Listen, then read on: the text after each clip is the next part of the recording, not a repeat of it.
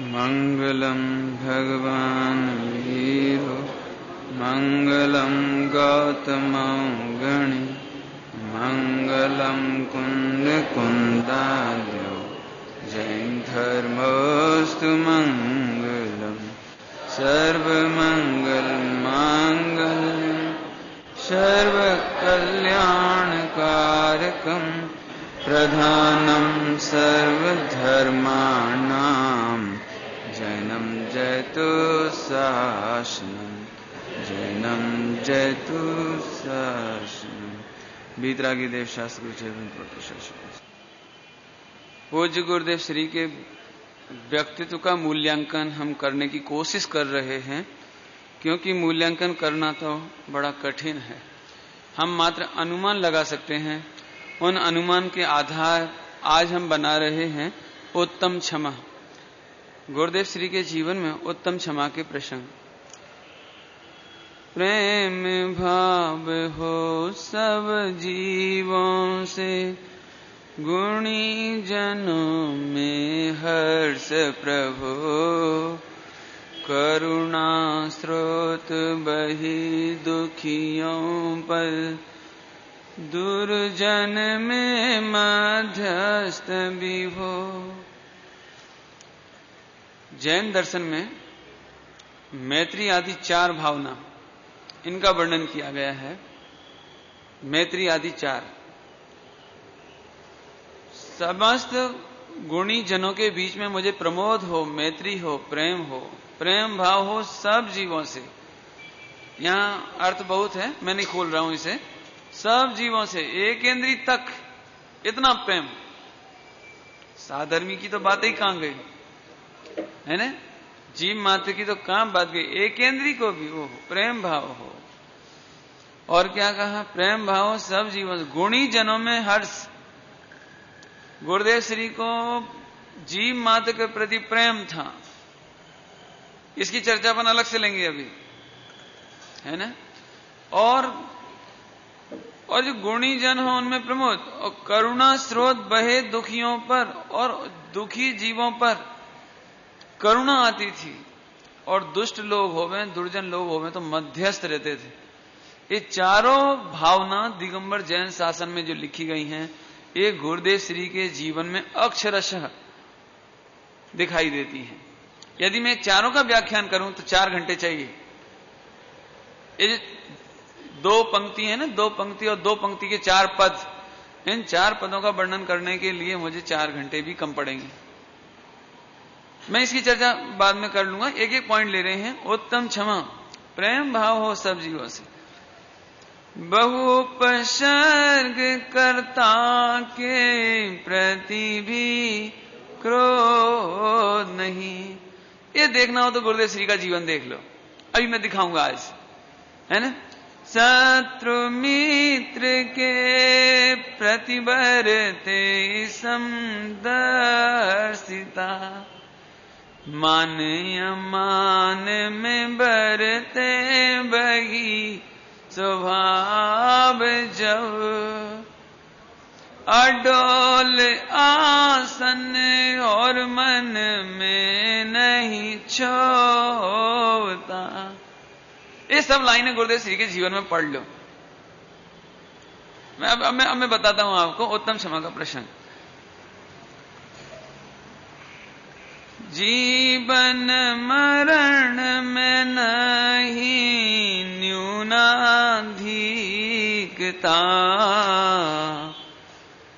अभी तो जितनी पंक्ति पढ़ो उतनी कम लग रही है इस समय, है ना।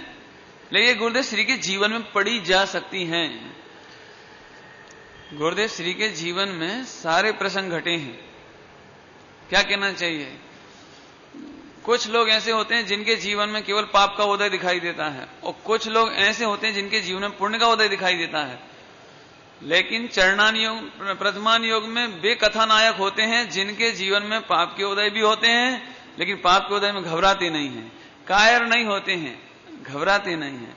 और पुण्य के उदय होने पर भी वेद विज्ञान करते हैं, उसमें एकत्व नहीं करते हैं, ममत्व नहीं करते हैं। ऐसे जीवों के चरण प्रथमान योग लिखे जाते हैं।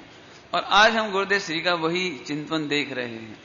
उत्तम क्षमा की जब जब बात आती है, आपको एक बात याद आ जाती होगी, यदि मैंने किसी जीव को भी पर्याय दृष्टि से देखा हो, जुया हो, तो मुझे क्षमा करना।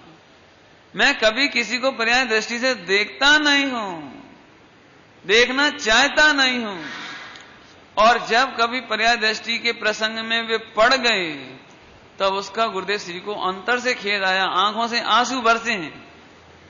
जब जब किसी को, एक तो पहले तो देखा नहीं, देखने की कोशिश की नहीं, लेकिन औदैहिक भाव है ना, ऐसे प्रसंग बन जाते हैं। जैसे शांता बहन श्री के प्रति बन गया, यहां तक कह दिया सभा में कि तुम यहां से चले जाओ, इतना तक बोल दिया, क्योंकि गुरुदेव श्री सरल थे, भोले थे ना। जो बात मालूम पड़ जावे कि शांता बहन को तो चंपा बहन के प्रति ईर्षा का भाव है, इनका बहन श्री का वचनामृत बाहर आ गया तो इनको तो चुभ रही है बात, ये नेमी चंद जी पाटनी वगैरह डॉक्टर हुकुमचंद जी को और हिंदी भाइयों को ये भड़काती हैं, इसलिए आपके पास बार बार डॉक्टर साहब को भेजते हैं, नेमी चंद जी को भेजते हैं और हिंदी प्रांत वालों को भेजते हैं, इसलिए कि इनको वचनामृत पच नहीं रहा है।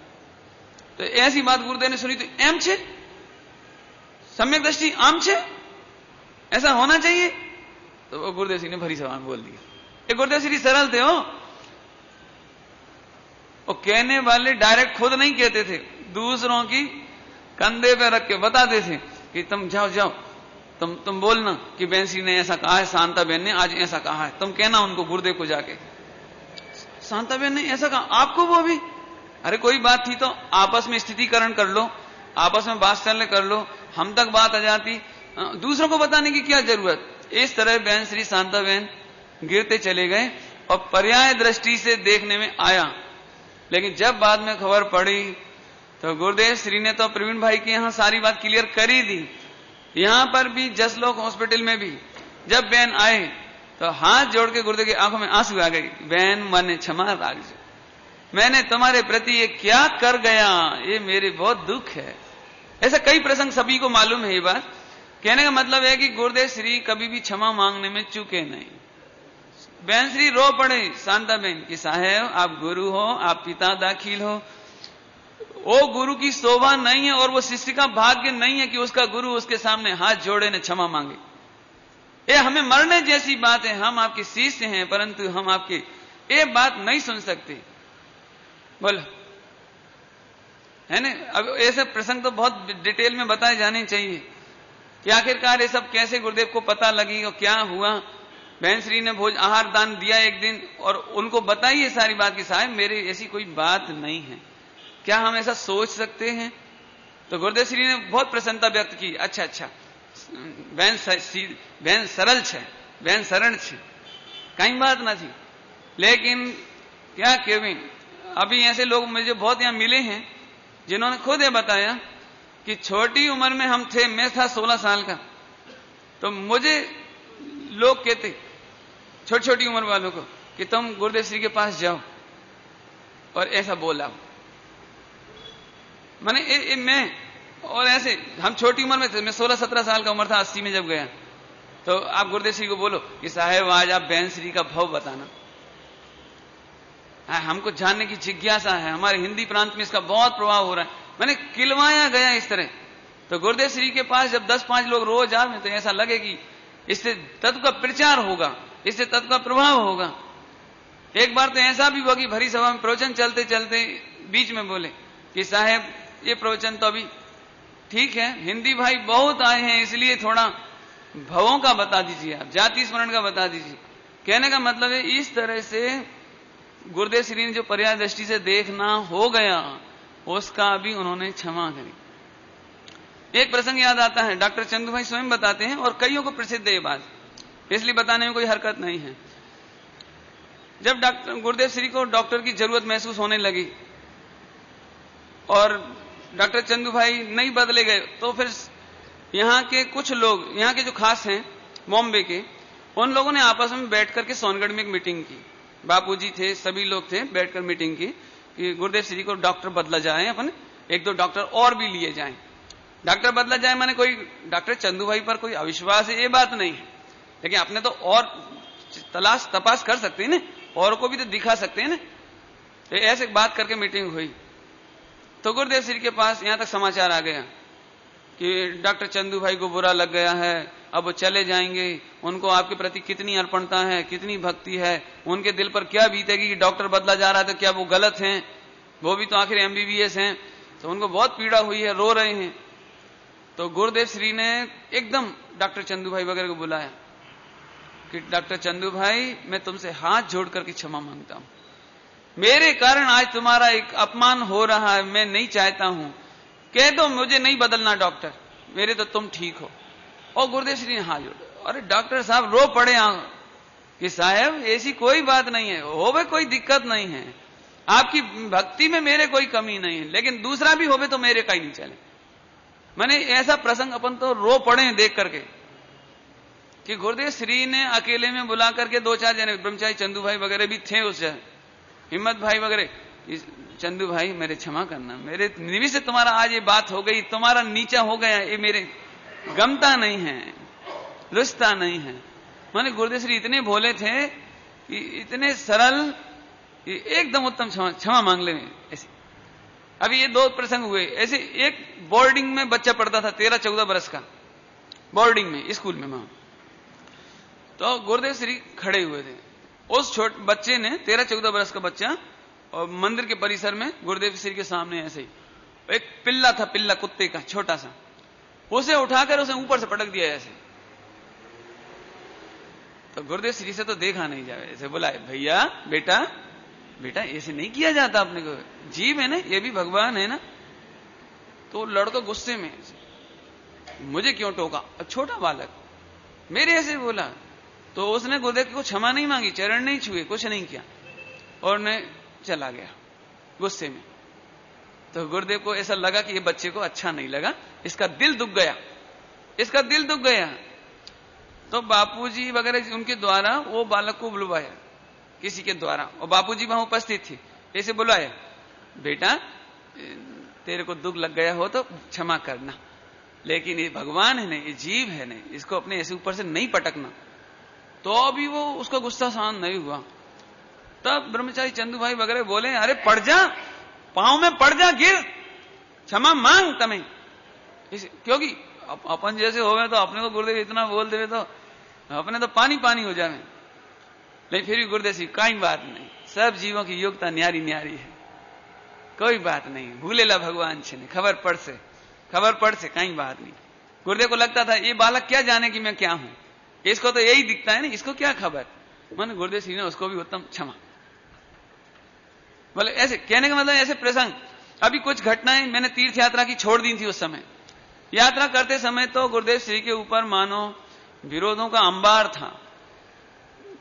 उस समय में जैसे राजस्थान वगैरह में गए तो वहां थानकवासी वगैरह ज्यादा हैं, कलकत्ता में थानकवासी ज्यादा हैं, तो वहां जावे तो उनका विरोध, श्वेतांबरों का, देरावासियों का विरोध, और दिगंबर क्षेत्र हमारे उत्तर भारत में जावे तो दिगंबरों का विरोध।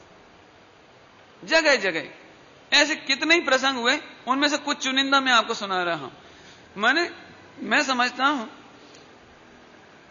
गुरुदेव श्री का शायद ही कोई ऐसा क्षेत्र या जाना हुआ हो कि जहां विरोध किसी न किसी रूप में ना हुआ हो, लेकिन इसके बावजूद गुरुदेव श्री अडिग, निर्भीक, निश्चल, बिल्कुल इस तरह के कुछ प्रसंग आपको सुनाता हूं। खास तौर से 2015 या 23 की घटना होनी चाहिए, मेरे ख्याल से 2023 की है ये घटना मेरे हिसाब से। बाद में यदि कोई बात होगी तो 2015 या 23, तो मुझे 23 का ख्याल आता है।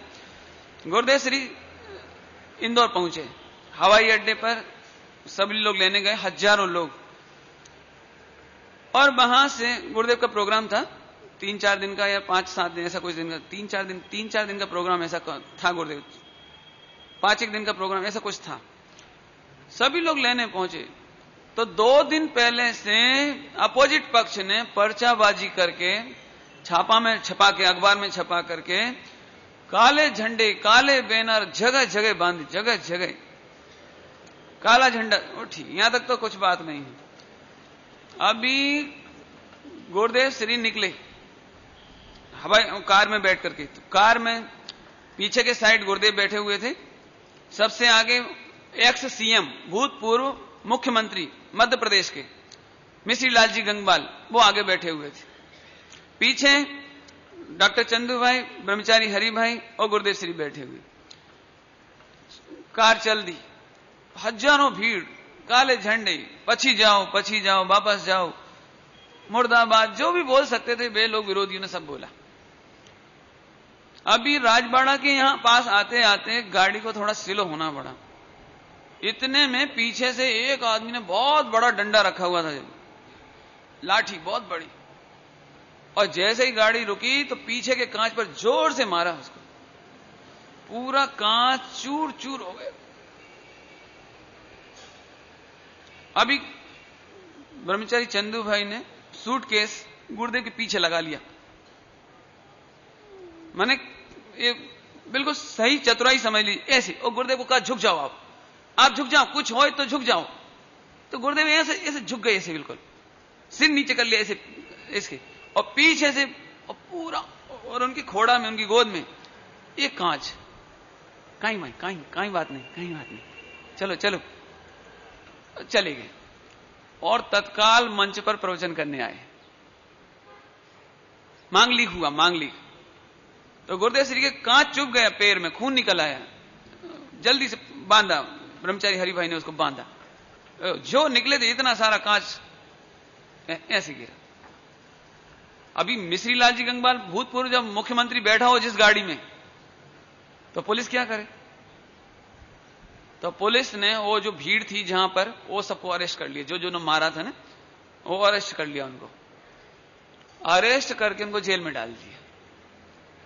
अभी गुरुदेव श्री को यह बात मालूम पड़ गई। अभी पुलिस की चौकस व्यवस्था पूरी, पांडाल में जहां तहां पुलिस, आगे पीछे पुलिस। अभी गुरुदेव श्री मांगलिक करने आए, उन्हें खबर पड़ गई कि उनको अरेस्ट कर लिया। अब आपको विश्वास हो कि ना हो, गुरुदेव श्री बोले, भाई इनका क्या अपराध है? वे उनकी नजर में उन्हें क्या मालूम कि मैं कौन हूं, मैं कांजी स्वामी क्या चीज, उन्हें क्या मालूम? उनको तो भाड़े पर लिया गया होगा। दिगंबर जैन तो एम काम ना करे, ऐसा काम ना करे, करते ही नहीं है। ये तो कोई भाड़े से लिया होगा, कोई गरीब होगा। अरे इसके दीकरा दीकरी क्या करते होंगे, रड़ते होंगे घर में। इसकी बाड़ी क्या कहते हैं, वाइफ, इसकी पत्नी, इसके बाड़ी है क्या ऐसे गुजराती में ऐसे लाड़ी है ना, और लाड़ी रड़ती होगी। अरे रे आने छोड़ी दो, कहीं नहीं, आनो शू दोष है, बोले उधर। और पुलिस वाले प्रोग्राम हो तो 2-2, 3-3 घंटे खड़े रहे बिल्कुल। तो गुरुदेव श्री बीच बीच में बोले, थक जाएगा, कब तक खड़ा रहेगा, बैसी जाओ, कहीं नहीं, कुछ नहीं होगा, बैसी जाओ। देखो कब से खड़ा है, गुरुदेव को यही लगे। हालांकि पुलिस तो अपना पूरा काम करे ना, जब तक तो छोड़े ही नहीं। तो गुरुदेव श्री ने कम से कम 10-25 बार फोन कराया होगा 2-3 दिन में, कि उनको छोड़ा कि नहीं छोड़ा, उन्हें छोड़ दो, उनका कहीं दोष नहीं है, मेरे कहीं नहीं, पुलिस में कहीं रिपोर्ट नहीं डालनी अपने को, वापस ले लो। समाज ने पुलिस की रिपोर्ट वापस ली, उनको छोड़ा दिया। तब गुरुदेव ने कहा, हाँ कहीं बात नहीं, कहीं कुछ क्या हुआ, एक समय का भूलेला भगवान छे ने, खबर न थी, पर अरे रे कभी तो भगवान बनेगा ना। आज का मारीची कल भगवान बन सके तो इनका क्या दोष है? मैं समझता हूं इतना हृदय, इतनी उदारता, ऐसी उत्तम क्षमा तो कोई विरल है। कलकत्ता का प्रसंग याद आता है। कलकत्ता में गुरुदेव श्री का शोभा यात्रा निकालने के था, जुलूस निकलना था। विरोधियों ने छतों पर उबला हुआ पानी, बॉइल्ड वाटर रख लिया कि यदि यहां से जुलूस निकल गया तो हम उबला हुआ पानी फेंकेंगे, हम मिर्ची फेंकेंगे, हम ऐसा करेंगे, लाल मिर्च, पत्थर फेंकेंगे, पूरी ऐसी तैयारियां। अभी रतनलाल जी गंगवाल आए कि साहब चाहे कुछ हो जाए, मैं इस नगर का बड़ा मुख्य हूं, प्रधान हूं, तो मेरे तो आपका ये मेरे जिंदगी भर की नाक कट जाएगी कि लोग डर गए, निकाल नहीं पाए जुलूस, और हमने इनको हरा दिया, आखिरकार इनका वो निकला नहीं है। तो उनको तो ये लगा कि नहीं साहब, जुलूस तो यहीं से जाएगा, मैं पूरी पुलिस का प्रबंध करूंगा। गुरुदेव श्री बोले कि रतनलाल जी, वो ये कहेंगे कि मेरी इज्जत नहीं रही तो मेरी इज्जत सही में ही नहीं है, कोई बात नहीं है। वे बोलेंगे कि हार गया, तो ज्ञानी की हार ही होनी चाहिए कसाई के सामने। ज्ञानी को जीतना नहीं चाहिए, कसाई में हारनी चाहिए। आपने कहीं दिक्कत नहीं है। आखिरकार गुरुदेव श्री ने कह दिया कि मुझे कोई पुलिस प्रबंध नहीं चाहिए, क्योंकि ये बहुत बड़ी शर्म की बात है कि जो जैन शासन 3 लोग के जीवों की रक्षा करता हो, आज उसकी रक्षा करने के लिए पुलिस की जरूरत पड़े, हमें नहीं चाहिए पुलिस का। और गुरुदेव श्री ने साफ मना कर दिया कि हमें जहां जिसको दुख लगे, जिस रास्ते पे, जिस सड़क पर दुख लगे, उधर हमें नहीं जाना, हम दूसरे रास्ते से चले जाएंगे। और फिर गुरुदेव श्री ने रास्ता बदल लिया। उन्होंने कहा हमें कहीं नहीं कुछ करना। क्यों कि आज मान के चलो कुछ घटना घट जावे तो कल छापा में आवे तो इससे जैन दर्शन बदनाम हो जाएगा, जैनी समाज बदनाम हो जाएंगे। आखिर वो भी अपने भाई हैं, वो भी साधर्मी हैं, वो भी भगवान है भाभी। आपने ऐसा नहीं करना। कल के दिन लोग एक कहें कि अरे एक दिन एक गुरुदेव आए थे, एक दिन के लिए मैं आया और दूसरे दिन ऐसा इतना बड़ा हो जावे, है ना। दुनिया में ऐसी प्रसिद्धि होवे कि हिंसा हो गई जैनों में, पुलिस लानी पड़ी। अपने ये सोचता नहीं,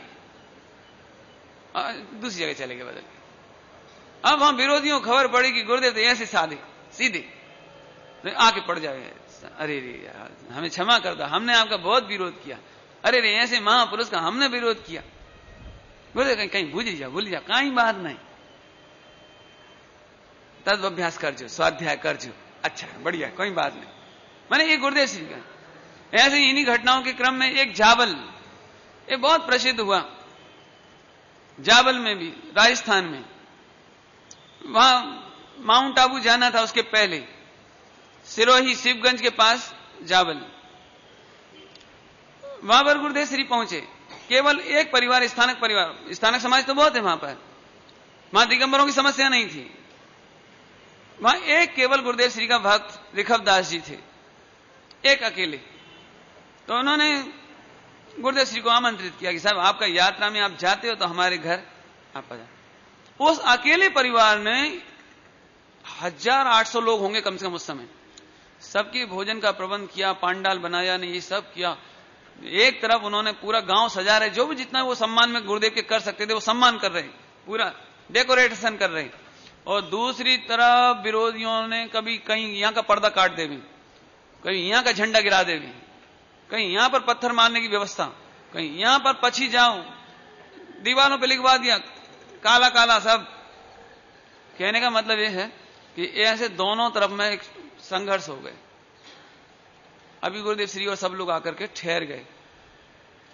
अब एक परिवार था ना, एक परिवार, वहां अपोजिट में तो बहुत थे, तो एक ऋखवदास जी अकेले।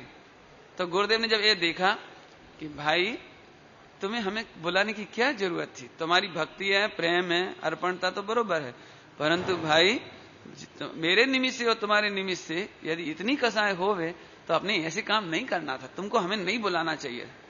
खैर कोई बात नहीं, अब जो हो गया तो हो गया, कहीं बात नहीं।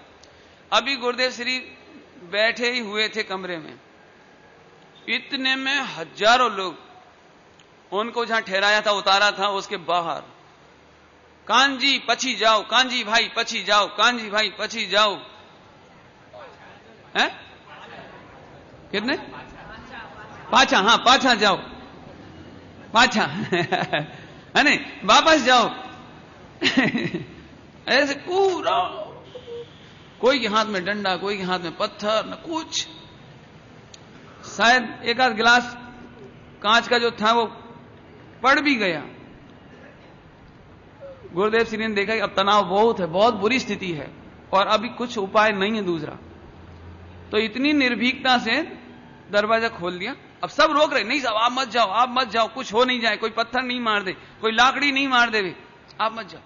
नहीं नहीं कहीं बात नहीं। खिड़की खोली, भाइयों आपका भाव नहीं है तो अभी मैं यहां से चला जाता हूं, अभी मेरे भोजन का समय है, अभी आहार लेकर के अब भी हम यहां से निकल जाएंगे, आपको कोई तकलीफ हम देने को नहीं आए हैं, हमारे तो भगवान को दर्शन करने का भाव था। यदि आपको ऐसा लगता है तो अब भी हम निकल जाएंगे। अभी सब लोग तो हक्का बक्का, क्योंकि कोई कल्पना ही नहीं कर सकता था। पुलिस की कल्पना कर सकते थे, सामने से कोई गाली देगा, चिल्ला चोट करेगा, डंडा मारेगा, कि सामने से कुछ होगा, वो तो कल्पना तो ये थी। और जब गुरुदेव खुद आए ने हाथ जोड़ के बोले कि अभी हम चले जाते हैं, अभी सबको आज्ञा दे दी कि सभी लोग भोजन करो, नहीं चलो। और सबसे पहले गुरुदेव ने आहार लिया, ने 11 बजे कार में बैठे न निकल गए, निकल ही गए, तत्काल निकल गए भोजन करके। पीछे से सभी लोग भी आगे भोजन करके सभी लोग निकल गए, माउंट आबू तक पहुंच गए। अभी यहां पर गांव तो छोटा ही रहता है ना, तो ये बात तो पूरे गांव में आग की तरह फैल गई कि आज ऐसा ऐसा हुआ, एक संत पधारे थे, नहीं वापस जाना पड़ा, और आज इतना उधम हुआ ना, ऐसे सबको खबर पड़ गई पूरे गांव को। तो एक वैष्णव साधु ने तो आमरण अनशन कर दिया कि हमारे गांव में कोई जात का साधु आवे, आज तक उसका अपमान नहीं हुआ हमारे गांव में। हमारे गांव में आज एक कोई साधु आया है, इस तरह से अनादर करके भगा दिया, इसे उसने आमरण अनशन करा। नहीं, हम तो अभी तब आहार लेंगे नहीं जब उनको वापस लाओ। तो जो ग्राम के प्रधान थे, पंच वगैरह, सरपंच वगैरह, हेड दूसरी जात का, वो आए, उन्होंने मीटिंग बुलाई और जिन लोगों ने विरोध किया उनको बुलाया।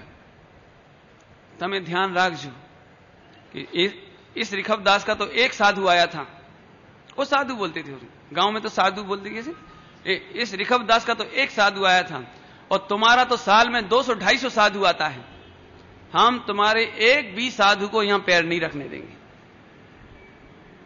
तमें जाओ, उनको क्षमा मांगो और आदर से लेकर आओ, और नहीं तो हम तुम्हारे कोई साधु को आज के बाद गांव में प्रवेश नहीं करने देंगे।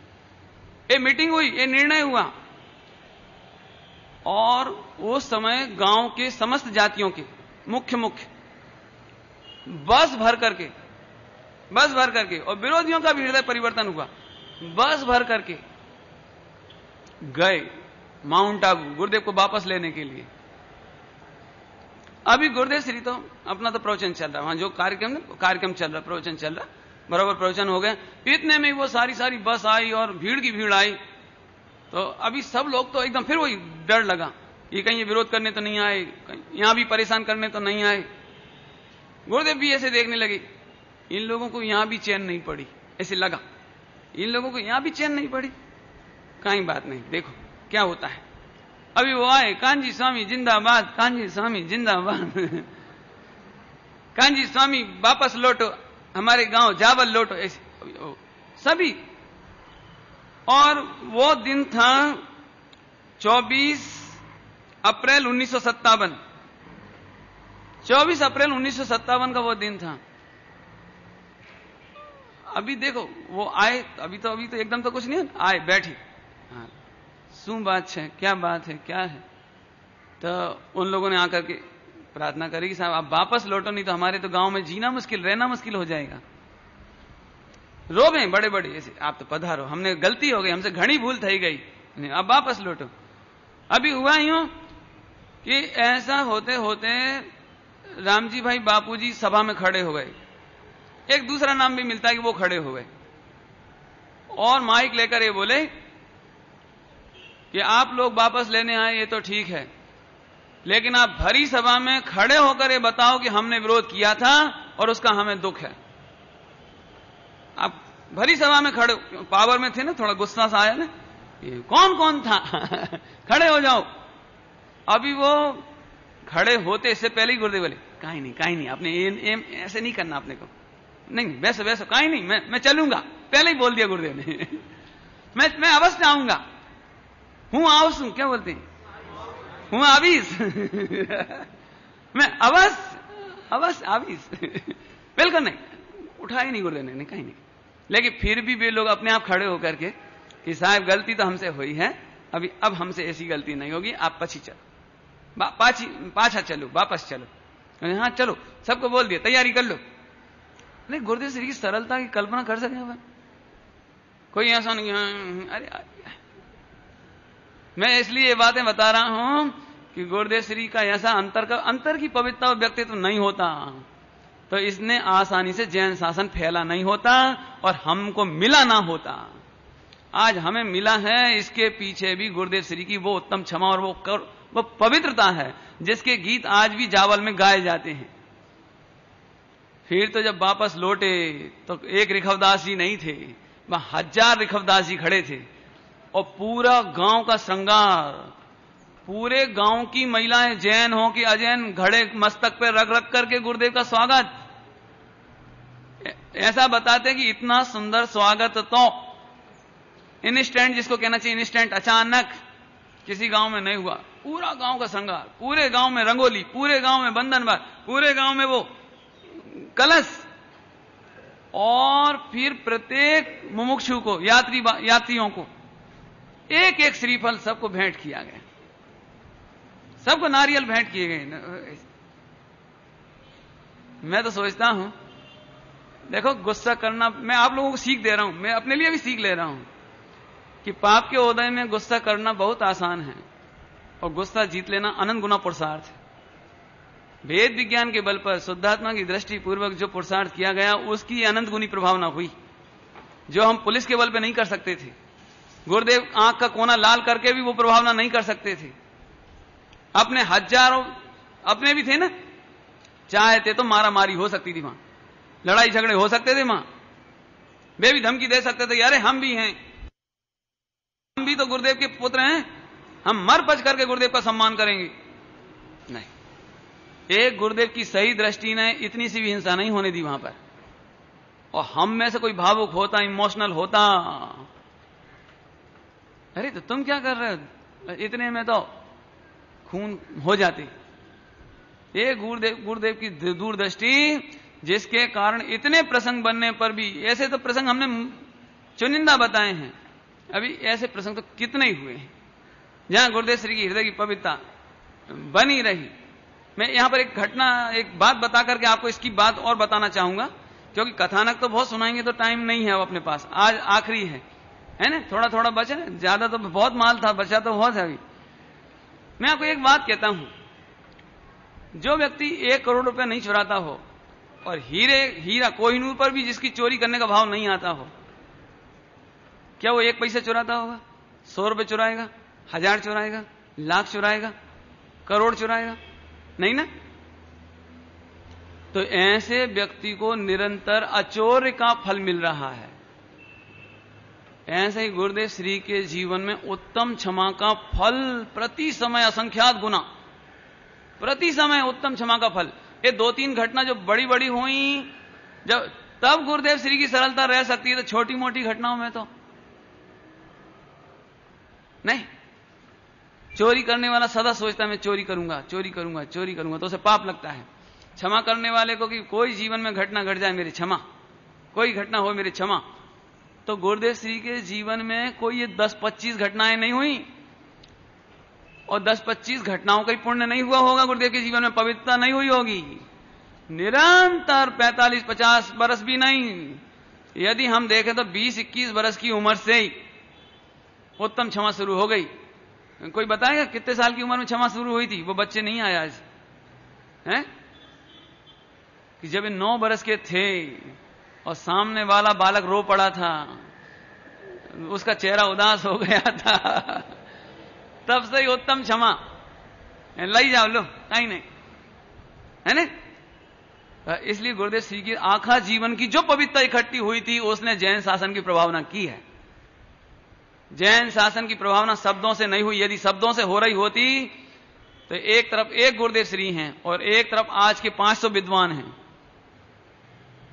यदि वाणी से हो रही होती, कपड़ों से हो रही होती, मंदिरों से हो रही होती, तो मंदिर बहुत बनाए जा रहे हैं, पंचकल्याणक बहुत हो रहे हैं, लेकिन सचमुच गुरुदेव श्री की जो उत्तम क्षमा और जो पवित्रता हृदय में एकत्रित हुई थी, उस विशुद्धि से आज जैन शासन का इतना प्रचार और प्रसार हुआ कि जिससे अभी भविष्य भी चलेगा, 18,500 वर्ष चलेंगे।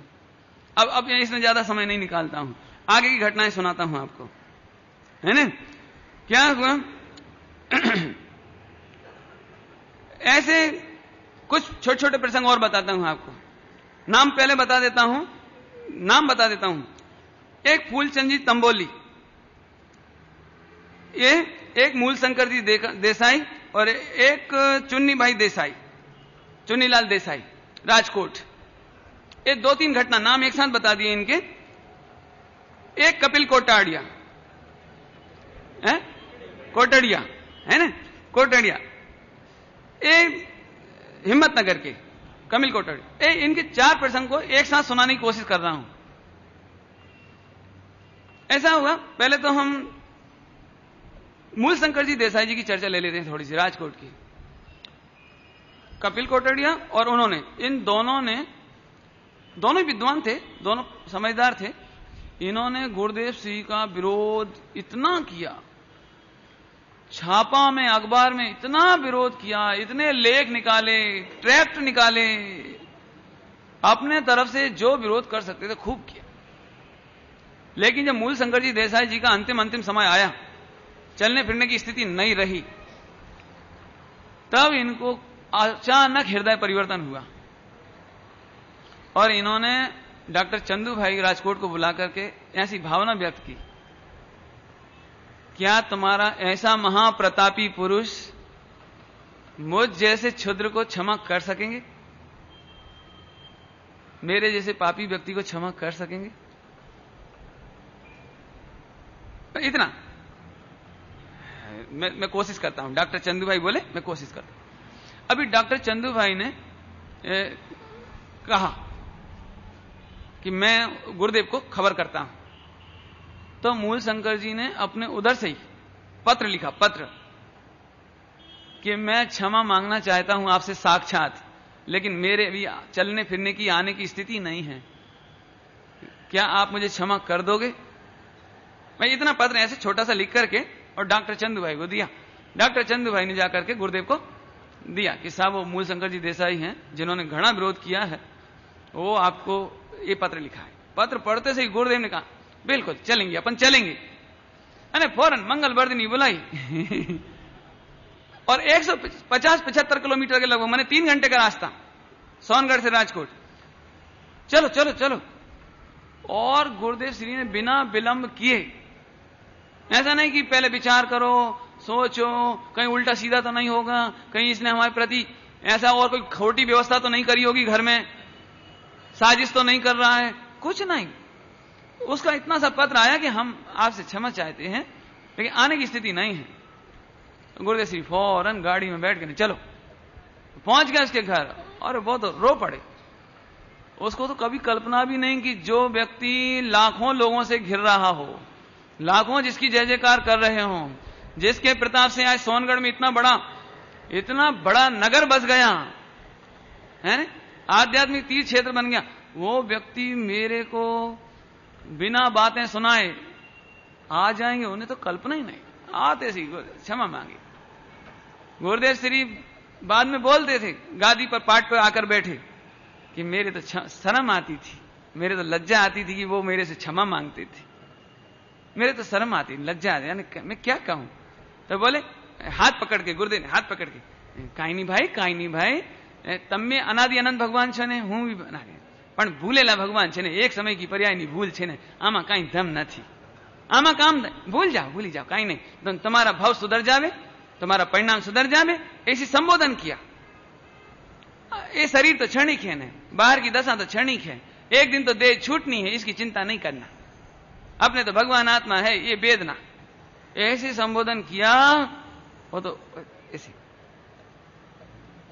ऐसे एक लाठी का नाम प्रभु भाई मीणा है ना, प्रभु भाई मीणा ने, भायाणी मीणा नहीं, मैं गलत बोल गया, भायाणी, प्रभु भाई भायाणी।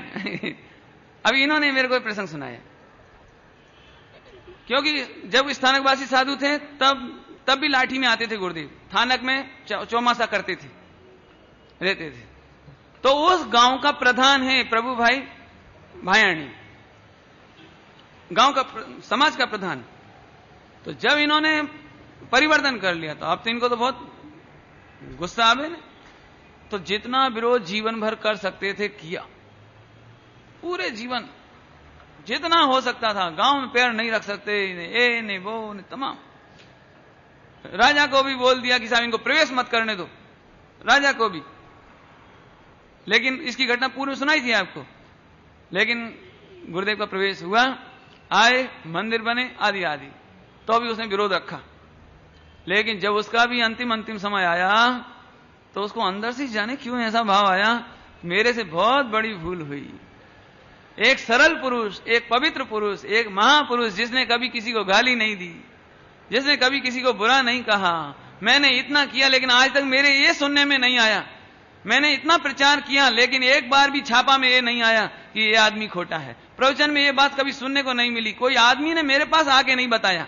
जैसे लाठी का कोई जावे तो वो पहुंच जावे उसके पास, क्यों? गुरुदेव ने कुछ कहा मेरे बारे में? गुरुदेव ने यहां के बारे में क्या कहा कि नहीं, कहीं नहीं, कुछ भी नहीं बोला। उन्होंने तो ये बोला बड़ा सज्जन है, भला मानस है, हम लाठी में जब चतुर्मास करते थे तो बहुत प्रधान है, अच्छा है, ऐसे करते, ऐसे बोलती वो आपके बारे में कुछ। तो वो हृदय परिवर्तन, और हृदय परिवर्तन हुआ तो इन्होंने भी, इनकी भी ताकत नहीं रही आने जाने की, तो गुरुदेव श्री को खबर पहुंचाई।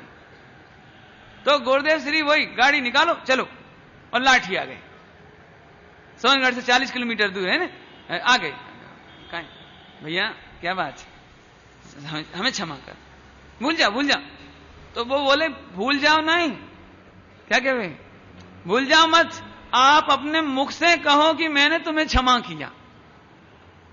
गुरुदेव के भाई मेरे मन में कुछ नहीं है, शांति रखो, कहीं रड़ो मत।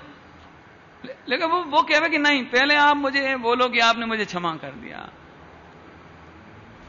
गुरुदेव बोले हाँ, अच्छा भाई मैंने तुम्हें क्षमा कर दिया, गलती थी कहां? गलती तो एक समय की और भाव की थी, उदय की थी भाई। अरे मेरा भी तो उदय खराब था ना, तुमने क्या किया? मैं तो कभी कभी सोचता हूं, और कभी कभी क्या आप सब भी वही सोचते हो कि ज्ञानियों के जीवन में उपसर्ग आना ये बुरे नहीं है, अच्छा ही हुआ। क्या कह रहे हैं? अच्छा ही हुआ कि गुरुदेव श्री के ऊपर इतने विरोध और इतने उपसर्ग आते रहे, क्योंकि जैन दर्शन इसी से ही प्रसिद्ध हुआ है।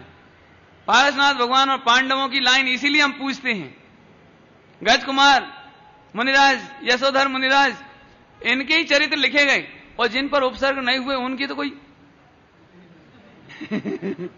है क्या? इतने सारे मुनिराज आज सिद्धालय में विराजमान है, उन्हें तो कोई कहानी नहीं। जिन पर उपसर्ग हुए उनकी पवित्रता बढ़ी, उनके संबंध निजरा हुआ, उनसे प्रभाव ना हुई, तो फायदा तो ये हुआ है ना। तो हम तो सोचते हैं जो हुआ सो अच्छा ही हुआ, बुरा तो कुछ हुआ ही नहीं, है ना पंडित जी। लेकिन जिन्होंने विरोध किया उनका तो नुकसान हुआ कि बिल्कुल नहीं। हो गया ना हृदय परिवर्तन। एक समय तो काफी है परिवर्तन के लिए, जो अंजन चोर मोक्ष जा सके, और मारीची मोक्ष जा सके, इनका नहीं होगा। कमठ का जीव सम्यक दर्शन ले सके, उपसर्ग करने के बाद 7 दिन ये नहीं ले सके। तो गुरुदेव श्री कहीं नहीं, एक समय की भूल है, कोई बात नहीं, भूल जाओ। और फिर उनको भी वही संबोधन, बढ़िया जोरदार संबोधन दिया। अब भी देखो, जिसके हृदय में कुंठा होवे ना, उसकी मृत्यु ठीक नहीं होती। लेकिन अब वो निर्भर होकर के प्रसन्नता पूर्वक, अब मैंने सच्चा मार्ग लिया, अब मैंने सच्चे गुरु की शरण ली, अब मैंने सत्पुरुष की चरणों में अपनी गलती दूर की, इस बात के प्रमोद पूर्वक देह छोड़ी, देह ठीक से सुधरी। और नहीं तो क्या होता, खोटे भाव में समय चला जाता है ना। तो एक गुरुदेव श्री उत्तम क्षमा के प्रसंग ऐसे बहुत हैं।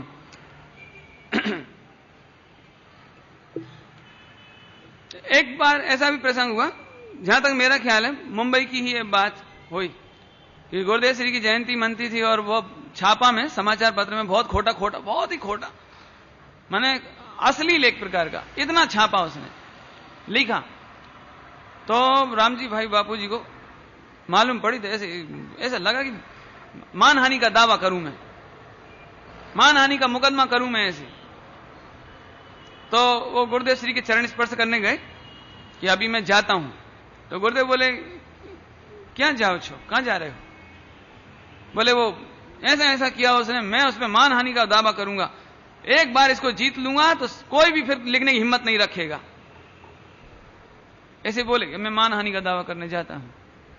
गुरुदेव बोले नहीं, आपने कहीं दावा नहीं करना, आपने कुछ नहीं करना, किस किस के लिए मानहानि करोगे, दावा करोगे, किस किस के लिए कोर्ट में जाओगे, कब तक जाओगे? आज एक करेगा, कल दूसरा करेगा, कब अपने आपने कहा ही नहीं, बोल दिया, बात खत्म हो गई, छापा खत्म हो गया। कहां है छापा? खत्म हो गया ना, एक दिन का छापा, एक ही दिन तो रहा, कहां रहा? कहीं ना, आपने कुछ नहीं। तो गुरुदेव के मैंने जो पक्ष में जो मानहानि का दावा करने जाए, गुरुदेव ने रोक दिया, नहीं, आपने जाना ही नहीं। ऐसे बहुत प्रसंग है, बहुत। ये पूरे हिंदुस्तान की पत्र पत्रिकाओं में गुरुदेव का विरोध, नाना प्रकार का, गुरुदेव और बैंसरी को लेकर बहुत विरोध, माने कुशील तक का आरोप। गुरुदेव ने कोई जवाब नहीं। रामजी भाई बोले, बापूजी, वो गुरुदेव श्री साहेब, ये जो सारा छापा अखबार पूरा हिंदुस्तान में जाते हैं तो लोग यही सोचेंगे कि अपन विरोध नहीं करते तो ये साचे हैं, बोलते नहीं है, खंडन नहीं करते तो ये साचा मान लेंगे, तो लोगों को क्या लगेगा अपने आपके प्रति, तत्व के प्रति, धर्म के प्रति? बोले कुछ नहीं लगेगा, ये हुंडा अपसर्पणी है, कुछ नहीं। जिसका भविभागन अच्छा होगा वो सही बात समझ लेगा, जिसका भविभागन ठीक नहीं है उसके लिए निमित्त क्या करे, उसके लिए भी निमित्त क्या करे? आपने कहीं जवाब नहीं देना। बहुत कहा कि आप एक खंडन छापने दो। आज तक मैं कल भी यही बात कह रहा था कि ये तो गुरुदेव श्री की पद्धति है कि एक भी लाइन का खंडन आज तक नहीं छपा, और इसीलिए हमारी समस्त पत्रिकाएं जो मुमुक्षु जगत से छापी जाती हैं, चाहे वो कहीं से छापी जाएं, लेकिन किसी के बारे में कोई खंडन मंडन नहीं छापती, खंडन नहीं छापे। यही उत्तम क्षमा है, वो कुछ नहीं कहना, ये उत्तम क्षमा। हमें कोई मुकदमा करना ही नहीं, क्या करना क्या है इससे? एक ब्रह्मचारी जी थे, एक ब्रह्मचारी जी,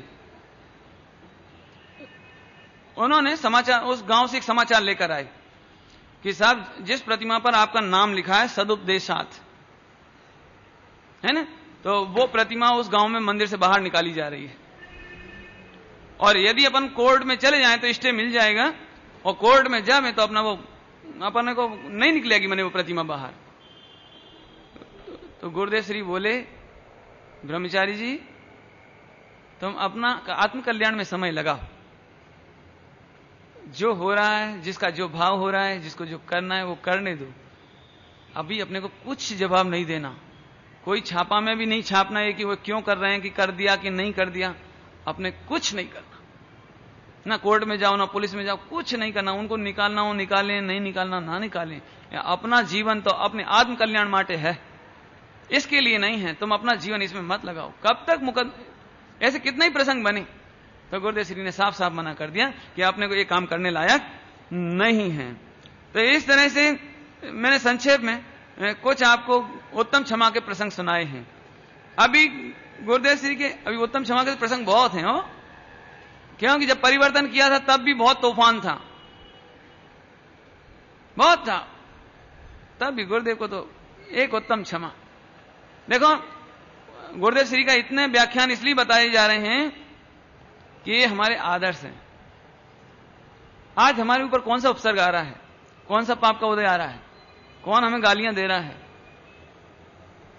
लेकिन दुख तब होता है जब आप सती बनने से इनकार कर देते हो और आप पुराण पुरुष बनने से इनकार कर देते हो। जरा पति से झगड़ा हो गया, हमने पति की निंदा मंदिर में शुरू कर दी, साधर्मियों से कहना शुरू कर दी, दूसरी महिलाओं से कहना शुरू कर दी।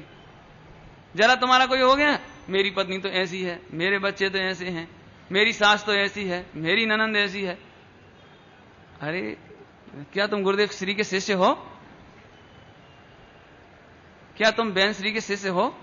तुम्हें लगता है तुम्हें ये तीन पुरुष तुम्हारे आदर्श हैं? सुनो, ये कथाएं मात्र इसलिए नहीं कही जा रही है कि हम गुरुदेव की स्तुति कर रहे हैं, हम गुरुदेव की भक्ति नहीं कर रहे हैं, बल्कि इसलिए सुनाए गए हैं इतने कठिन प्रसंगों में जब वे नहीं डिगे। लोग तो कहते हैं कि दिगंबर मुनिराज धन्य हैं जिन पर उपसर्ग हुए और नहीं डिगे, लेकिन अभी मैं कहता हूं कि गुरुदेव श्री ने नाम छोटा रखाया था अब्रति श्रावक, और काम मुनियों जैसा किया है। नाम छोटा काम बड़ा, बोला अरे ऐसे प्रसंग बने। इसलिए प्रशंसा नहीं कर रहा कि इसमें गुरुदेव की प्रशंसा है, क्योंकि मैं कितने ही गीत गाऊंगा तो भी गुरुदेव को तो संवर्ण जरा नहीं होगी, हमारे सब मिलकर गीत गाएंगे तो भी गुरुदेव को तो मोक्ष नहीं हो जाएगा। तो गुरुदेव श्री को तो हमारे इतने कथन करने से 1% भी लाभ नहीं है, लेकिन कथन करने से यह लाभ है कि हमारा जीवन बदलना चाहिए। मैं समझता हूं, मैं इशारे में सब कह दिया है। घर घर इसलिए जल रहे हैं आपके कि हमें इतना धीरज नहीं है कि हमारे पाप के उदय को हम थोड़ी देर भेद विज्ञान पूर्वक जीतें। जरा कुछ बात हुई तो मेरा पति तो ऐसा करता है, ऐसे पूजा ऐसे करते हैं, तो मंदिर ऐसे चले जाते हैं, कि स्वाध्याय ऐसे करते हैं, कि खाते पीते ऐसे हैं, कि लड़ते हैं। अरे तुम्हें शर्म नहीं आई कि हमने अपने अपने अपना पाप का उदय जीता नहीं? शर्म इस बात की, अरे अभी सतियों जैसे कष्ट नहीं है, अभी अंजना जैसे कष्ट नहीं है, और तुम्हें अभी रोग हो जावे, कोई तकलीफ हो जाए तो नरक जैसे कष्ट नहीं है। हम तो जरा में टेंशन, जरा में कहने लगे, रोने लगे, दूसरों सुनाने लगे, घबरा जावे, गाली गलौज करने लगे। लेकिन सुनो, भगवान बनने का मार्ग बिल्कुल इसी रास्ते से जाता है जिस रास्ते गुरुदेव गए हैं। और आप में से कोई भी यदि भगवान बनने के मार्ग में जाएगा तो धीरज से जाएगा, उत्तम क्षमा के माध्यम से जाएगा। आकुलता करने से नया आश्रम बंद होगा, और फिर ये जैन धर्म नहीं मिला और ये कुल नहीं मिला, ये शरीर नहीं मिला, तो सिवाय एकांत कसाय के और कुछ नहीं बचेगा।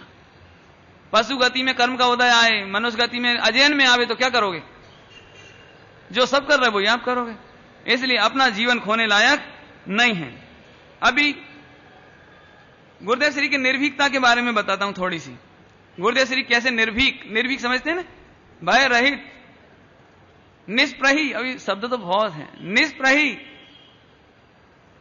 मंदिर बना था, स्वाध्याय मंदिर, तभी कह दिया मेरे कोई उद्देश्य नहीं रखना, मेरा कोई लक्ष्य नहीं रखना, मैं रहूंगा कि नहीं रहूंगा, कल मेरे विकल्प आए तो मैं जंगल में चला जाऊंगा, इसलिए मेरे लक्ष्य से स्वाध्याय मंदिर मत बनाना। तो रामजी भाई बापू बोले, साहेब आप तो एक बार उसमें कदम रख करके दीक्षा लेके जंगल में चले जाना लेकिन हम स्वाध्याय मंदिर बनाते हैं तो आप एक बार कदम रख करके फिर आप चले जाना, हमें कहीं दिक्कत नहीं। देखो, धन्य है वे शिष्य, उनकी ऐसी अर्पणता, और धन्य है गुरुदेव श्री जिनकी ऐसी निष्प्रयता। हमारी अपेक्षा से नहीं करना कोई काम। क्या कहें, गुरुदेव श्री ने कभी भी ये नहीं कहा कि ये साथ छपाओ, ये काम करो, ये काम करो। गुरुदेव श्री की टोन बस इतनी थी, ये शास्त्र तो भारत का रत्न है, भरत भूमि का रत्न है, सबके हाथों में होना चाहिए, बस इतना। ये नहीं कि मैं पैसा इकट्ठा करो, फंड इकट्ठा करो और इसको तुम छपाओ, उन्हें ऐसा भाव नहीं आता था। ऐसा होना चाहिए बस। मैं श्री वैजनामृत के मामले में इतना ही बस होना चाहिए। पढ़े तो अच्छा है, छपे तो ठीक है, ऐसे माने सीधे सीधे ऐसा नहीं कि और नहीं तो गुरुदेव को पूछने की क्या जरूरत थी, फंड की कोई कमी थी नहीं, ऑर्डर ही तो करना था, इतना छपाओ बस, ऐसे नहीं। बस उनका प्रमोद आता था, ऐसे बोल देते थे। ऐसे निष्प्रयता के तो बहुत, मेरे को निष्प्रयता में एक बहुत अच्छी बात याद आती है, बहुत ही सुंदर प्रसंग। यदि गुरुदेव श्री निष्प्रही नहीं होते, किसकी निष्प्रयता? अपनी ख्याति, अपना प्रशंसा, अपना ख्याति ना होता तो आज गुरुदेव श्री के जैसे बहनों का आश्रम बन गया है, ऐसे आज गुरुदेव श्री के सैकड़ों हजारों ब्रह्मचारी भी शिष्य होते और गुरुदेव की आज्ञा में रह रहे होते। लेकिन आज तक प्रतिज्ञा तो दी, लेकिन ये नहीं कहा कि ये मेरा शिष्य है, ये ब्रह्मचारी मेरा शिष्य है, मैं इसका गुरु हूं, मेरी आज्ञा में चलो, मेरे पे प्रतिक्रमण करो, मेरे संग रहो, मेरे बिना पूछे मत जाओ। कोई ब्रह्मचारी आओ और कोई जाओ। ब्रह्मचारियों के समझ में आ रहा कुछ? जैसे आज मैं गुरु बन जाऊं, मुनि बन जाऊं, तो मुझे एक आकांक्षा रहेगी कि मेरे शिष्य इतने होने चाहिए कि रिकॉर्ड, मेरे इतने साधु, मेरे इतनी पीछी, मेरा रहता कि नहीं रहे मेरे। लेकिन गुरुदेव श्री को कभी ऐसा नहीं लगा कि, कभी आपने पढ़ा भी नहीं, मैंने तो अभी तक रिकॉर्ड नहीं पढ़ा कि गुरुदेव श्री के कुल कितने ब्रह्मचारी हुए भाइयों में, कोई रिकॉर्ड ही नहीं है। गुरुदेव श्री के मुख से कभी सुना ही नहीं कि तुम तो ब्रह्मचर्य ले लो। ब्रह्मचर्य लेने के लिए प्रेरणा नहीं करी डायरेक्ट, बढ़ना ना आवे तो कह देवे, लेकिन ये नहीं कि ब्रह्मचर्य ले लो, हमारे शिष्य बन जाएंगे, लंबी भीड़ लग जाएगी, एक और बिल्डिंग बन जाएगी, और जब सैकड़ों ब्रह्मचारी दिखाई देंगे, एक सी ड्रेस, एक सा रहन सहन, एक सी स्वाध्याय, तो मेरा बहुत नाम चलेगा, ये निष्प्रयता नंबर मार्क करने लायक बात है। और नहीं तो क्या जाता था बताओ, एक बिल्डिंग और बन जाती, क्या फर्क पड़ता। ये निष्प्रयता गुरुदेव श्री की, मेरे को ये सबसे अच्छी बात लगी गुरुदेव श्री। गुरुदेव श्री कहते थे प्रेरणा से कोई मार्ग नहीं मिला करता, जिसकी योग्यता होती है उस योग्यता में से मार्ग मिला करता है। आज हम प्रेरणा कर देवे, भावुक हो जावे, एकदम ले लेवे कोई प्रतिज्ञा, बाद में भंग हो जावे। गुरुदेव श्री पहले ही कहते थे कोई भी ग्रस्त खड़ा होवे, पत्नी से पूछ लिया, माता पिता से पूछ लिया, बराबर हो गया।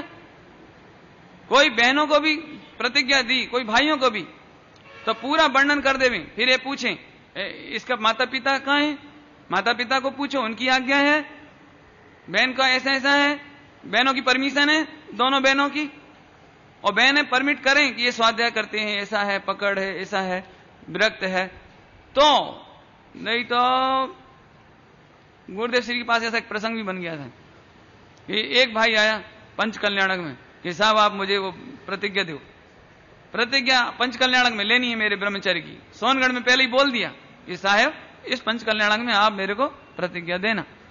तो गुरुदेव श्री बोले पंच कल्याणक में क्यों, अभी ले लेना। अभी नहीं, पंच कल्याण। अब आगे समझ गए होगा क्या नहीं क्या जरूरत है। तो बोले रहने दे, अभ्यास कर भैया, इसको ब्रह्मचर्य कोई दिखाने की चीज नहीं है, ब्रह्मचर्य कोई शो करने की चीज नहीं, तू अभ्यास कर, कहीं दिक्कत नहीं। लेकिन प्रतिज्ञा नहीं दी, अभ्यास कर। मैंने ऐसे बहुत प्रसंग, बाबू भाई जी ने तो बिल्कुल छोटी उम्र में 30 से 35 बरस की उम्र में ब्रह्मचर्य लिया।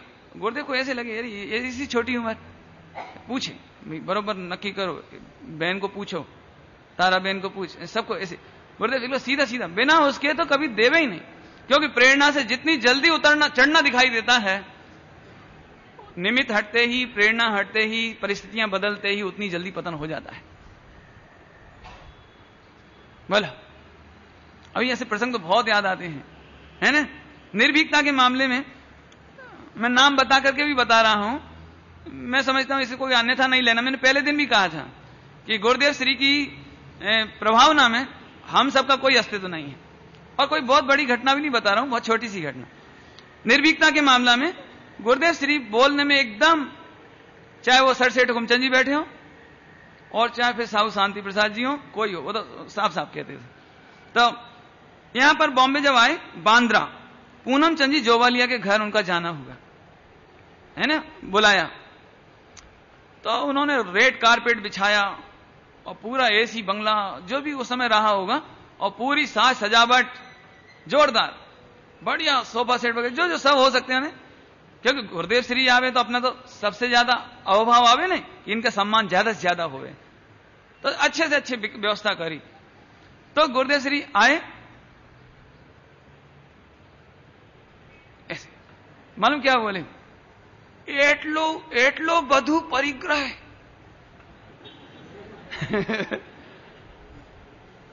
बापू, प्राण निकलना कठिन पड़से, आमा सा छूट बा कठिन पड़से। गुरुदेव ऐसा नहीं लगता जिसको बुरा लग जाएगा। ये तो इतनी भक्ति से कर रहा है, ये तो अर्पणता से कर रहा है, ये नहीं भाई, इससे छूटना, ये परिग्रह से छूटना तेरे कठिन पड़ से, बहु आखरू पड़ से भाई। तो बताते हैं कि पूनम चंद जी जोवालिया ने आंखों में से आंसू की धार है, या हम तो कुछ और सोचते हैं, गुरुदेव की दृष्टि कहीं और रहती है। उन्हें नहीं लगता ये सेठ मोटा है, उन्हें तो मोटा भगवान दिखाई देता है, उन्हें लगता है ये मोटा भगवान मोटा सेठाई में, मोटपने में मुंझाई गया है, क्या कहते हैं, गुंचाई गया है, क्या कहते हैं हाँ, ऐसे गुचाई गया, क्या बोलते ऐसे, ऐसे समझ लेना, वो मैं तो आपको बोल ही नहीं सकता। अरे रे क्या करे भाई, अरे तू मोटा भगवान देख भाई, ऐसे गुरुदेव बोल दे। वैसे ऐसे कितने ही प्रसंग हुए, है ना।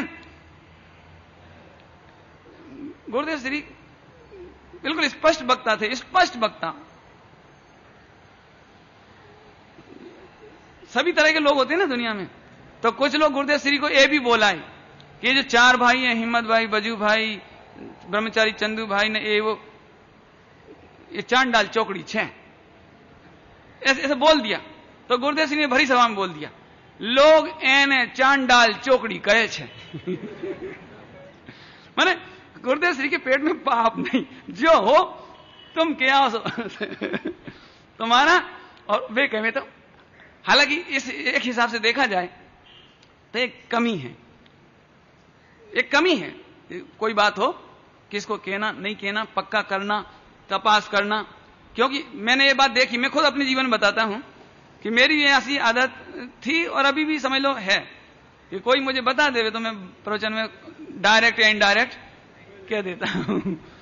तो इससे मुझे एक नुकसान हुआ कि अब लोग मेरे पास नए नए सलाह लेके आने लगे। पंडित जी आप ये कहो कि ये लोग पूजा में ऐसे सिर ढांका करें, पंडित जी आप ये कहो, आपका बहुत प्रभाव है, आप ये कहो कि ऐसा लिखना चाहिए, ऐसे हटना चाहिए, फिर महिलाओं को ऐसे करना चाहिए, फला को ऐसे। मर गए मैंने। अब मैंने सोच लिया कि अब मुझे कुछ कहना ही नहीं है, क्योंकि अपन एक सलाह दो और मान लेवे। मैंने एक बार दान की घोषणा कराई और हो गई, तो अब लोगों को लगता पंडित जी आप कहो तो मंदिर हमारा है ना। कल आइए रात को भी यही कहा ना, सुमत को बुला ले, बस ऐसे सुमत भाई हमारा आदर्श गुरुदेव है, हमें उनके मार्ग पर चलना है। हम पैसा इकट्ठा करने, कोई पंच कल्याण कराने, कोई प्रतिष्ठा कराने, ये तुम्हारी दुनियादारी। अब कई लोगों ने तो मेरा यही दुरुपयोग करना शुरू कर दिया, पंडित जी आप आओ तो हमारे लड़के सुधर जाएं। मैं जे बढ़िया रहा, तुम बिगाड़ो, पैदा तुम करो, बिगाड़ो तुम। और सुधारू मैं, जी क्या बात है। क्या मैंने अपनी जिंदगी इसके लिए निकाली है कि पाप तुम करो धो मैं। मुझे बहुत दुख होता है जो जो ऐसे कहते हैं ना कि आप हमारे गांव पधारो तो लड़के सुधर जाएं। मैंने कभी तुम ये क्यों नहीं कहते हो कि हम भी सुधर जाएं। इसलिए अब मैंने वो बोलना बंद कर दिया। एक गुरुदेव के जीवन से मैंने सीख ली, क्यों कि गुरुदेव श्री की सरलता का दुरुपयोग लिया गया। जो कह देवे वो कह देवे, बस गुरुदेव ऐसा एक कमी है तो कमी है वो तो, लेकिन एक गुरुदेव श्री की कमी की भी नहीं थी कि कोई मेरे से झूठ भी बोल सकता है, कोई मेरे से झूठी निंदा कर सकता है, कोई मेरे साथ छल फरेब कर सकता है। एक गुरुदेव श्री को स्वप्न में भी कल्पना नहीं थी और इसका दुरुपयोग हमने किया। इसलिए मैं आपस में अभी भी कहता हूं कि आप लोग जो ट्रस्टी हो आपस में, कोई विद्वान आपके यहां आए, आप आपस में अशोक भाई ऐसे हैं, अशोक भाई ऐसे हैं, शैलेश भाई ऐसे हैं, महेंद्र भाई ऐसे, कभी मत बोलो। इससे वक्ता की नजर में वो गिरे कि ना गिरे, लेकिन तुम जरूर गिर जाते हो। जैसे हमने अभी घरों के मामले में कहा कि घर की बातें बाहर नहीं कहना, ऐसे ही अपने मंडल में भाई साहब काम चलेगा तो आपसे ही चलेगा। हम अशोक भाई की क्रिटिसाइज कर लेंगे तो कोई मंदिर बंद नहीं जाएगा, हम शैलेश भाई की निंदा कर लेंगे, हसमुख भाई की कर लेंगे या जयंती भाई कर देंगे तो कोई इससे कोई लाभ नहीं होने वाला, इससे हम टूटने वाले हैं। और कहीं ना कहीं वो बात घूम फिर कर हम तक आएगी अशोक भाई तक, तब उन्हें ये लगेगा अच्छा ये हमारे खण खोदी है ये। अब वो मन में जो एक बार दरार बैठ गई, फिर तुम्हारी जिंदगी में मोक्षु मंडल में प्रेम नहीं हो सकता। मैं आपको सही बात बताऊं, ये बात मैंने सभी जगह कहता हूं, जबलपुर में भी और यहां भी कहता हूं, मंदिर बनाने तक आप एक रहोगे, लेकिन मंदिर बनाने के बीच में कुछ ऐसी घटनाएं घटेंगी उसके बाद आप टूट जाओगे। और वो यही बात है, सबके मन का काम नहीं हो सकता, सबकी सलाह के अनुसार काम नहीं हो सकता। और हमारी बात नहीं मानी गई तो हमने इनकी कमी इनसे कही, इनकी कमी इनसे कही, परिणाम ये निकला कि हम सब टूट जाएंगे आपस में। और आप ये प्रण कर लो मंदिर बनाना तो मत बनाना, ये तुम जानो। लेकिन आज के बाद ये शपथ लेने जैसी बात है कि हम कभी भी अपने साधर्मी की निंदा दूसरे से नहीं करेंगे। कोई साधर्मी की बात है तो उससे कह दे, अपन उससे पूछ ले भाई, विचारों का अंतर तो होगा, लेकिन इतनी सी गलती से आपका पूरा मंडल टूटेगा। और टूटे हुए मैंने देख लिए हैं, मुझे बहुत दुख है इस बात का, है ना। ध्यान रखना भाई। तो गुरुदेव श्री तो बहुत निर्भीक थे, है ना, इस तरह कुछ भी बोल देते थे। ऐसे ही परमागम मंदिर में एक महिला, समय तो हो गया आपका, रहने देंगे, दिन हो गए ना। परमागम मंदिर में एक ऐसे कोई महिला वगैरह ऊपर बजा के बैठ जावे, क्या बोला था वो है, कोई आकुलता तो नहीं होगी? अभी प्रसंग तो पूरे करने ना, क्या करोगे? देखो ऐसा हुआ कुछ लोग ऊपर जाके बैठ गए, उसमें क्या कहलाता है, जो बालकनी ऊपर। तो गुरुदेव श्री प्रवचन करते करते नजर पड़ी, वो जिनवाणी नीचे ऊपर बैठ के सामने प्रवचन नहीं होगा। गुरुदेव को आज्ञा तो करते ही नहीं थे, सीधे सीधे आज्ञा तो काम ही नहीं, नीचे उतरो, ऐसे नहीं। अरे रे, जिनवाणी की ऐसी असाधना, ऊपर बैठ के सुनो, एम ना चाले भाई। जिनवाणी असाधना थाय छे, सर्वग भगवान की वाणी असाधना थाय छे भाई। तो जल्दी फिर सभी लोगों ने व्यवस्था करी, नीचे नीचे। हालांकि इतनी भीड़ थी उस दिन कि नीचे बैठने को जगह ही नहीं थी। बात सच्ची ये थी, जगह नहीं थी, लेकिन फिर भी गुरुदेव श्री को ये लगे कि नहीं, ऊपर नहीं बैठ, जीना पे बैठ जाओ, कहीं बैठ जाओ। अपना भाग्य में नहीं है तो बाहर बैठ के सुन लो, और भाग्य में नहीं है या है तो समय से आके सुनो, ऐसे नहीं बैठे। एक भाई प्रवचन में बैठे, ऐसे आंख बंद करके सुन रहे। गुरुदेव श्री ने बोला, भाई ये ध्यान का समय नहीं है तुम्हारा, ये ध्यान का समय नहीं हो, हमारे सामने आंख खोल के बैठो, बंद नहीं करना अपने आंख। कोई हमको छलने की कोशिश मत करो कि तुम कोई बहुत ऊंडे ऊंडे जा रहे हो। गुरुदेव तो बिल्कुल डॉक्टर चंदू भाई का सुनाया बिल्कुल स्पष्ट। मैंने गुरुदेव को कभी कुछ बैठे तो उनको तकलीफ थी थोड़ी पैर में, तो पैर के ऊपर पैर चढ़ा के बैठ गए, ऐसे पैर में हाथ लगा भी। ये भाई पैरों में हाथ नहीं लगाया जाता, फिर जिनवाणी छुओगे अभी हाल तो हम। नीचे करो पैर, डॉक्टर चंदू भाई नीचे करो पैर। साहेब वो दर्द है, मैं नहीं सुनता, नीचे करो। पैर नीचे करा ही दिया उन्होंने। इतनी अभी सरलता की बहुत घटनाएं याद आ रही हैं। ब्रह्मचारी अपने बाबू भाई जी ने धर्म चक्र चलाया, धर्म चक्र कितने महीने चला, 4 महीने चला, कितने महीने चला है धर्म चक्र चला, 3-4 महीने के लगभग। तो क्या हुआ, एक घटना सुनने जैसी है कि अब धर्म चक्र चले तो सुबह का प्रवचन फिक्स, दोपहर का कार्यक्रम फिक्स, शाम का प्रोग्राम फिक्स। भावना तो यही थी ना कि बाबू भाई जी जहां जाए वहां 2-3 प्रवचन हो जाए। तो इसलिए होता क्या था, वाहन जो था अपना वो रात को चलाना पड़ता था ताकि टाइम से सुबह पहुंच जावे, आराम कर लेवे और फिर प्रवचन हो जावे। दृष्टिकोण क्या था, दिन भर के प्रोग्राम पब्लिक को मिल सके।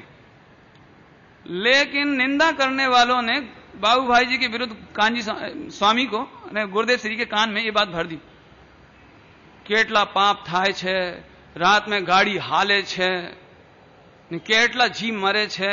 अब जो आपकी भाषा में कितनी हिंसा हो रही, ये कहीं धर्म होए, ये कहीं धर्म होए, ऐसे कहीं धर्म होए, ऐसे गुरुदेव श्री के कान में बार बार बात भर दी गई। बाबू भाई जी वगैरह सब बैठे और गुरुदेव श्री को समझ में आ गई, हाँ ऐसे धर्म प्रभावना नहीं होती, ऐसे नहीं होना चाहिए। तो गुरुदेव श्री ने भरी सभा में बाबू भाई जी को बोल दिया, ए बाबू भाई धर्मनी प्रभावना करे छे અને हिंसा करे छे, गाड़ी हाले छे ने रात में केटला जीव मारे छे। अब बताओ, बाबू भाई जी के तो आंखों में आंसू तो ठीक ही है, लेकिन गुरुदेव श्री को ऐसा विकल्प आया, दुख हुआ, जाकर के भरी सभा में, हमें क्षमा करो, हमसे घनी भूल हो गई। अभी प्रैक्टिकल सोचना, प्रैक्टिकल चौथे गुणस्थान में यदि कोई हो तो क्या कर सकता है और क्या नहीं कर सकता। लेकिन निंदकों ने कोशिश की और आखिरकार बाबू भाई जी को ऐसा कहना पड़ा, क्षमा मांगी। अब आप बताओ, यदि वे कहीं पर सुबह प्रवचन करें तो भोजन करके निकलें तो 12 बजे निकलें, फिर आगे कब पहुंचे, फिर प्रोग्राम कब होगा। तो ये समस्या थी, लेकिन फिर भी उन्होंने क्षमा मांगी। ऐसे ही नवनीत भाई जवेरी का प्रसंग याद आता है। वो सभा में बैठी, उन्होंने काम संभाल लिया था इसका, परमागम मंदिर के समय और इसके पहले बहुत काम संभाल लिया था, कैसेट वगैरह की बात बताई थी आपको। तो उनको ऐसा विचार था कि मुंबई से, कलकत्ता से, दूर दूर से जो सेठिया लोग हैं, उनके लड़के हैं, नई नई पीढ़ी, अभी तुम उनसे कहो कि लोटा लेके जंगल में जाओ, नए नए लड़कों से, तो लोटा लेके जंगल में कैसे जाए। जो बड़े बड़े घर की बहुएं आती हैं, रुचि लग गई है, सुनते हैं, और आप उनसे कहो कि लोग बाहर कैसे जावे। परमागम मंदिर के समय तक अधिकांश बाहर जाना पड़ता था, जनरल लेटिंग तो थोड़ी सी बनाई गई थी। तो उनको ऐसा भाव था कि कुछ ऐसे सूट्स बनाए जाएं, फ्लैट बनाए जाएं, जिसमें लोग आए और लाभ भी लेवें और सुविधा से रह सकें, थोड़ी सुविधाएं बढ़ाने का भाव। तो गुरुदेव श्री के कान में बात डाल दी। ये ज्ञान दान का पैसा ना संडास में डाले छे।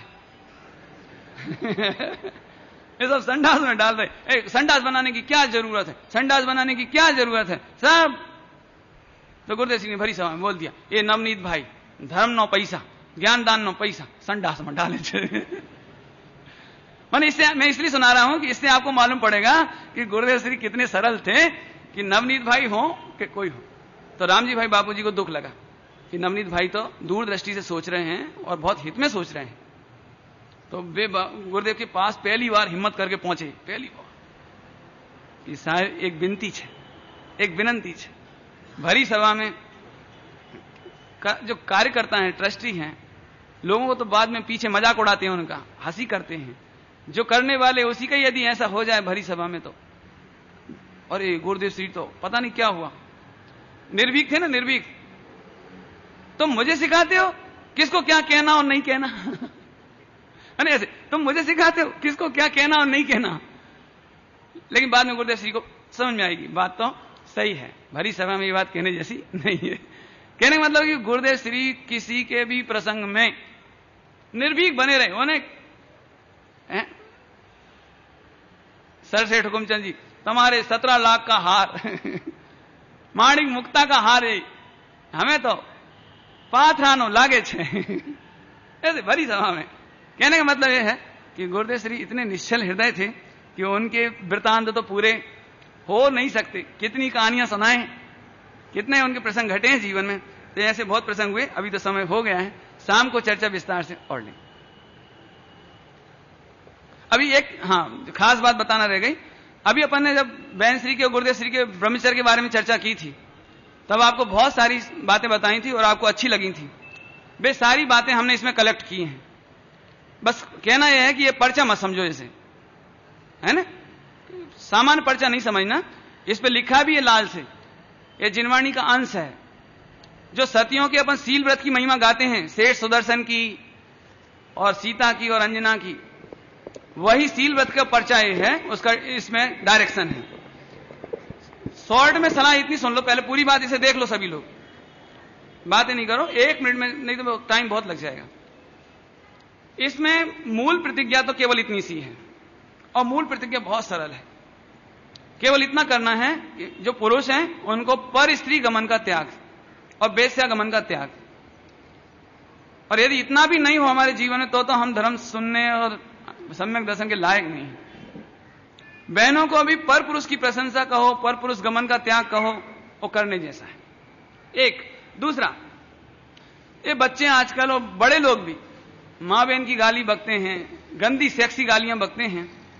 उसके लिए स्पष्ट कहना है कि अभी ये गालियां जो देते हैं उन्हें तो मैं ज्यादा नहीं कह सकता हूं, लेकिन जो नहीं देते हैं वे इसका त्याग करें। हमें ये गालियां नहीं देनी कभी। बड़े लोगों के लिए इतना इशारा करता हूं कि यदि महिलाएं सेक्सी गाली देती तो तुम्हें कैसा लगता। ये बहुएं बेचारी सुन के चुप रह जाती हैं, बेटियां सुन के चुप रह जाती हैं। ये कोई शोभा की बात नहीं है जो आप ऐसी, एक पिता अपने पुत्र को ऐसी गाली देवे जिससे कि आप समझ लेना अर्थ, ये कोई शोभा की बात नहीं। बेटा भी गुस्सा में आ जावे तो पिताजी को ऐसी गाली देवे कि बस कहना मतलब लोक निंद वचन सीखना सिखाना नहीं, और एकांत में खोटा चिंतन करना नहीं, हो जाए उसकी कोई चिंता करना नहीं। होगा तो सही थोड़ा ना बहुत, लेकिन करना नहीं। प्लान बना के बैठना, गंदे चित्र देखना, गंदे अकेलों में लड़कों की संगति करना या अकेलों में खोटा चिंतन करना, उससे बचना। दूसरा है, जो अभी कुंवारे लड़के हैं वे 2 साल 3 साल की शादी का त्याग कर सकते हैं, है ना, ऐसे ले सकते हैं।